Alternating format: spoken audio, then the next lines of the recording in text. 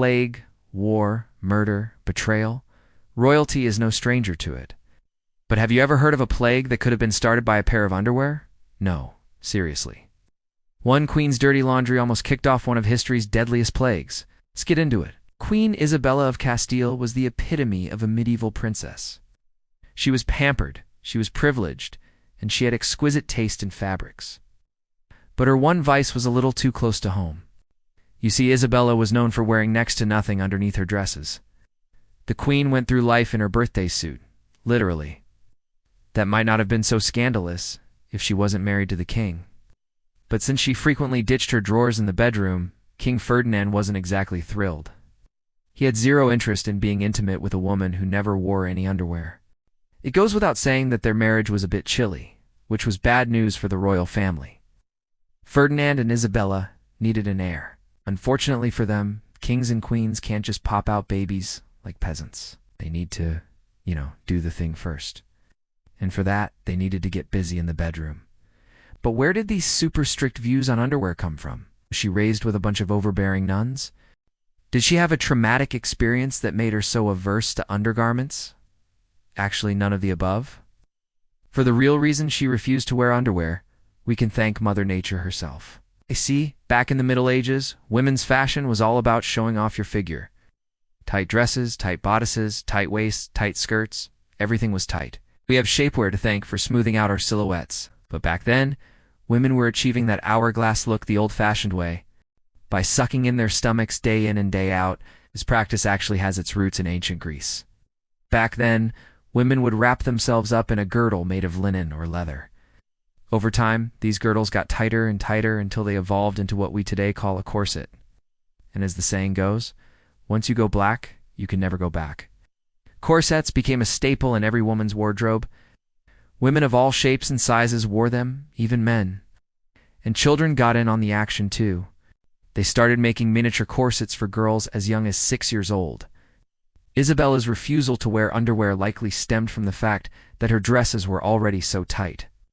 She probably felt that adding anything underneath would be a fashion faux pas, and she wasn't wrong. Most ladies of the court followed her lead and went commando too. Even though Queen Isabella's personal life was a disaster, she was crushing it in the professional department. Under her reign, Spain became a powerhouse in Europe, exploring new lands and conquering new peoples. She helped establish the Spanish Inquisition, which, full disclosure, was not exactly a highlight of her reign. But despite her questionable policies, she's still considered a champion of the common people. She fought for fair wages, decent working conditions, and an end to forced labor. Plus, she supported artists like the painter Diego Velázquez and financed Christopher Columbus's voyage to the New World. However, she might not have been able to do all this if it weren't for a very special gift from the French Queen Isabella of France. Like most royal gifts, it was a blatant attempt to butter up the royal family. When the French queen sent Isabella a pair of embroidered drawers, she probably thought she was doing the perfect queenly thing. After all, who doesn't love a nice pair of quality undies? The only problem was these particular drawers weren't made with the finest materials. While the embroidery was exquisite, the fabric itself was a little lackluster. You see, these drawers were made out of a type of cloth called lienzo, which was cheap and itchy and often imported from enemy territories. Now, if you're thinking, well, the queen would never wear those, then clearly you don't understand royal protocol. Gifts from foreign dignitaries were considered an honor and were expected to be worn at court.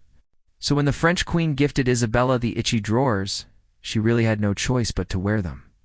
Now, it's hard to say whether the itchy fabric was fate or just an unfortunate coincidence, but the timing couldn't have been worse.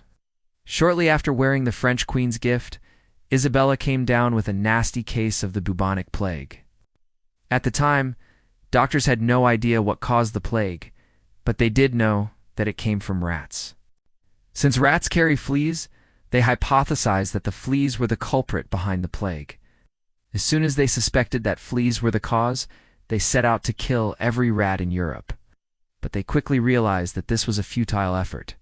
There were simply too many rodents running around Europe, and killing them all was impossible. And then doctors noticed something peculiar. It seemed like everyone who came in contact with the French queen's gift developed the plague. Coincidence? Maybe. But the royal court wasn't taking any chances. Soon after Isabella fell ill, they banned all gifts of clothing from foreign powers. Of course, it was a little too late for that. By then, the plague had already spread throughout Europe, and there was no turning back. The Black Death, as it would come to be known, swept across Europe, killing millions. It would take years for scientists to discover the true cause of the plague, Yersinia pestis, a bacteria that lives in rodents and is transmitted by fleas. Unfortunately, by then, millions of Europeans had already perished. Although the plague didn't originate in Spain, Queen Isabella's choice to wear the French Queen's itchy gift may have helped spread the disease throughout her court. For a while, rumors swirled that Isabella was cursed.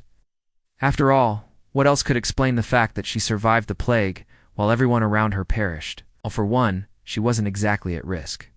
Unlike the peasants and working folk who crowded into cities and slept in unsanitary conditions, Isabella lived in relative luxury. She also took steps to protect herself against the plague, like avoiding public gatherings and keeping her distance from the sick. And there's one more factor we should consider: her lack of underwear. Seriously, science shows that not wearing underwear can actually boost your immune system. A study conducted by the London School of Hygiene and Tropical Medicine found that men who didn't wear briefs had higher levels of immunoglobulins in their blood. Immunoglobulins are antibodies that fight off infections.